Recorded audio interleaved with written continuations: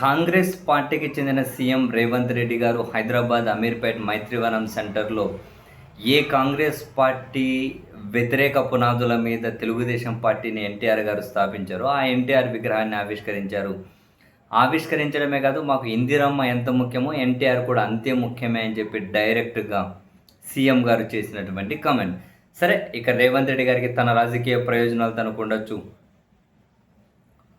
తెలంగాణలో ఉన్న ఎన్టీఆర్ అభిమానులను, ఒక సామాజిక వర్గాన్నో, ఆర్థికంగా బలంగా ఉన్న వాళ్ళనో ఏదో మొత్తం మీద తన వైపు పూర్తిగా తిప్పుకునే ఒక ఎత్తుగడ ఆయనకు ఉండొచ్చు. ఇదంతా ఒక ఎత్తు అయితే, ఎప్పుడైతే ఒక కాంగ్రెస్ ముఖ్యమంత్రి నుండి, అది కూడా చంద్రబాబు నాయుడు గారికి అత్యంత దగ్గరి మనిషిగా ముద్రపడిన కాంగ్రెస్ ముఖ్యమంత్రి నుండి కామెంట్స్ వినిపించాయో, ఇమీడియట్గా వైఎస్ఆర్ కాంగ్రెస్ పార్టీ నుంచి కొన్ని వ్యాఖ్యలు వినిపించాయి. ఆ పార్టీ కీలక నేతలు మీడియా సమావేశాలు పెట్టి మరీ వాళ్ళ పార్టీ హెడ్ ఆఫీస్లో నుంచి అంబటి రాంబాబు గారు లాంటి వాళ్ళు కూడా చేసిన వ్యాఖ్యలు ఏంటి అంటే, అదిగో ఇదే విషయాన్ని జగన్మోహన్ రెడ్డి గారు ఇంతకు ముందే చెప్పారు.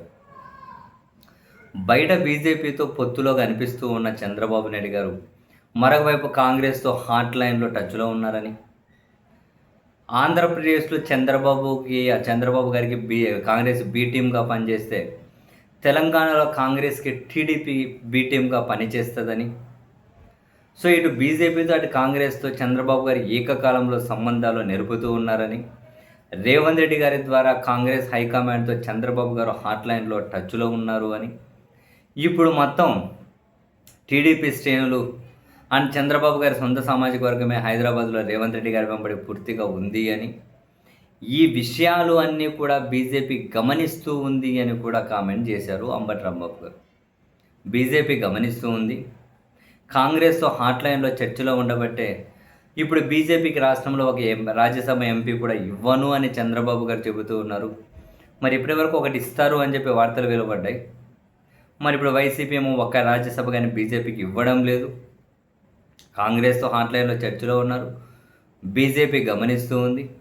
చంద్రబాబు గారికి ఇటువంటి రాజకీయం అలవాటే అని చెప్పి వైఎస్ఆర్ కాంగ్రెస్ పార్టీ తీవ్ర స్థాయిలో విమర్శలు గుప్పిస్తుంది.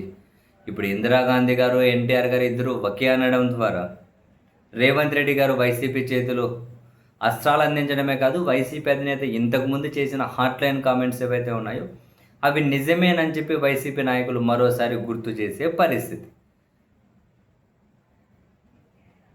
బట్ ఆంధ్రప్రదేశ్లో కాంగ్రెస్ వ్యవహార శైలి చూస్తే నిజంగానే తెలుగుదేశం పార్టీకి బీ టీమ్గానే ఉంటుంది.